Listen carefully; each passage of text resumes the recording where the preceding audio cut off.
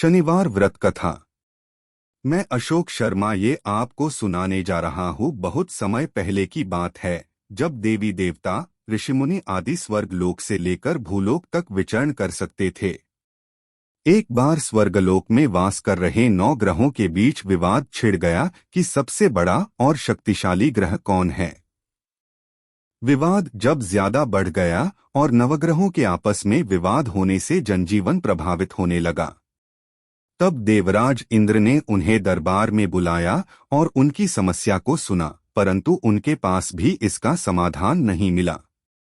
उन्होंने नवग्रहों से कहा कि आप लोग भूलोक में राजा विक्रमादित्य के पास जाएं, वहीं आपको इसका जवाब देंगे। नवग्रह राजा के पास पहुंचे। उन्होंने सवाल किया कि कौन सा ग्रह सबसे बड़ा और बलवान है। विक्रमादित्य पहले तो थोड़ा घबराए, फिर उन्होंने सोचा कि अगर वह कोई भी जवाब देते हैं तो ये आपस में ही बैर कर बैठेंगे, इसलिए उन्होंने अपनी सूझबूझ से एक उपाय निकाला। उन्होंने प्रत्येक ग्रह के लिए सोने चांदी और लोहे के सिंहासन बनवाए और कहा कि जिसका जो भी आसन है धारण करें। जिसका सिंहासन सबसे पहले है, सोने का है, वह सबसे बड़ा, जिसका सबसे पीछे है वह सबसे छोटा है। अब लोहे का सिंहासन सबसे पीछे था, जो कि शनिदेव के लिए था। लोहे का सिंहासन सबसे पीछे देखकर शनिदेव नाराज हो गए।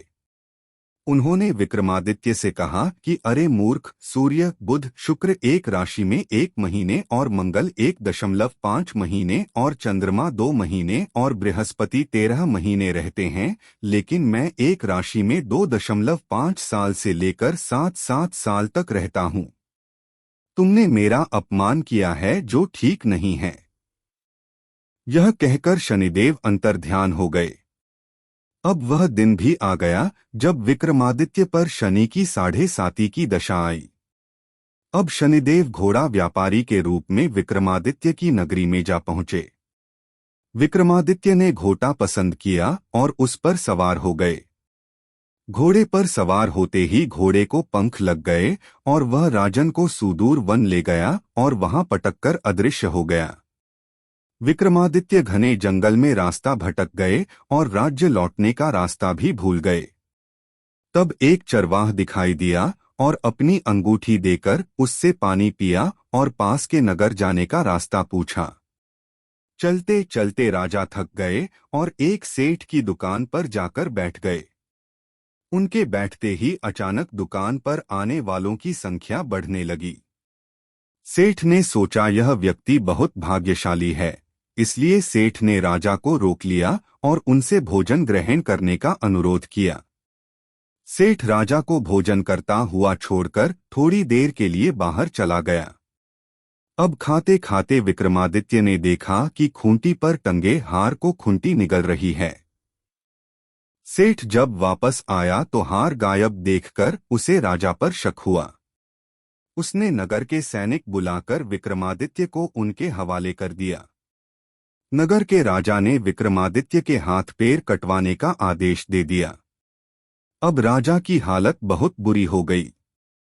इतने में एक तेली उधर से गुजरा और उसे विक्रमादित्य पर रहम आ गया। उसने उसे अपने कोल्हू पर बैठा दिया और बैलों को हाँकने का काम दिया। इससे विक्रमादित्य को 2 जून की रोटी मिलने का जुगाड़ बन गया। धीरे धीरे राजा का बुरा वक्त गुजरने लगा और शनि की दशा समाप्त हो गई। वर्षा ऋतु आई, मेघ छाने लगे और एक रात विक्रमादित्य मल्हार गाने लगे कि वहीं पास से राजकुमारी मनभावनी की सवारी निकल रही थी। जैसे ही राजकुमारी के कानों में विक्रमादित्य के स्वर पड़े, वह मुग्ध हो गई। उसने दासी को भेजा तो पता चला कि विक्रमादित्य अंपग है। लेकिन राजकुमारी ने विक्रमादित्य से विवाह करने ही ठान ली और आखिरकार विक्रमादित्य और मनभावनी का विवाह संपन्न हो गए। विवाह के बाद राजा विक्रमादित्य और राजकुमारी तेली के घर में रहने लगे। उसी रात स्वप्न में शनिदेव राजा को दिखाई दिए और उन्होंने कहा कि राजा, तुमने मेरा प्रकोप देख लिया। मैंने तुम्हें अपने अपमान का दंड दिया है। विक्रमादित्य को सारी बातें याद आई और उन्होंने शनिदेव से क्षमा मांगी और कहा कि शनिदेव, मुझे आपकी शक्तियों का अच्छे से ज्ञान हो गया है और आपसे विनती है कि जैसे मेरे साथ किया है वैसे किसी के साथ मत कीजिएगा। तब शनिदेव ने कहा कि ठीक है, मैं तुम्हारी प्रार्थना स्वीकार करता हूँ। आज के बाद जो भी मेरे लिए व्रत रखेगा, मेरी पूजा करेगा और व्रत कथा सुनेगा, वह सभी कष्टों से मुक्त हो जाएगा और उसकी सभी मनोकामना पूर्ण हो जाएगी। इतना कहकर शनिदेव अदृश्य हो गए। जब राजा सुबह उठे तो उनके हाथ पैर ठीक हो गए और यह देखकर राजकुमारी को खुशी का ठिकाना नहीं रहा। तब विक्रमादित्य ने मनभावनी को पूरी आपबीती सुनाई। इसके बाद राजा ने अपने राज्य लौटने की इच्छा जताई।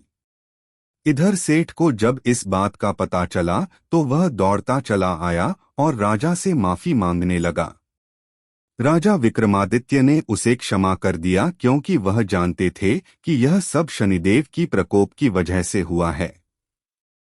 अब सेठ ने राजा को दोबारा भोजन का निमंत्रण दिया।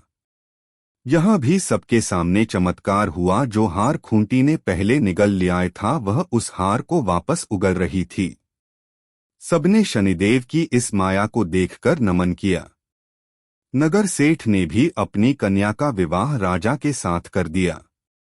अब विक्रमादित्य अपनी 2 पत्नियों के साथ अपने राज्य वापस लौटे तो नगरवासियों ने हर्ष के साथ उनका स्वागत किया।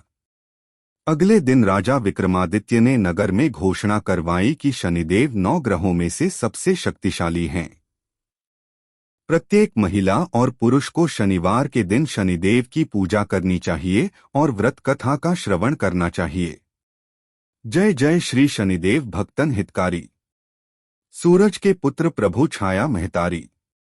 जय जय श्री शनिदेव। श्याम अंक वक्र दृष्ट चतुर्भुजाधारी। नीलांबर धार नाथ गज की असवारी। जय जय श्री शनिदेव। क्रीट मुकुट शीश रजित दिपत है लिलारी। मुक्तन की माला गले शोभित बलिहारी। जय जय श्री शनिदेव। मोदक मिष्ठान पान चढ़त हैं सुपारी। लोहा तिल तेल उड़द महिषी अति प्यारी। जय जय श्री शनिदेव। देव दनुज ऋषि मुनि सुमरिन नर नारी। विश्वनाथ धरत ध्यान शरण हैं तुम्हारी। जय जय श्री शनिदेव।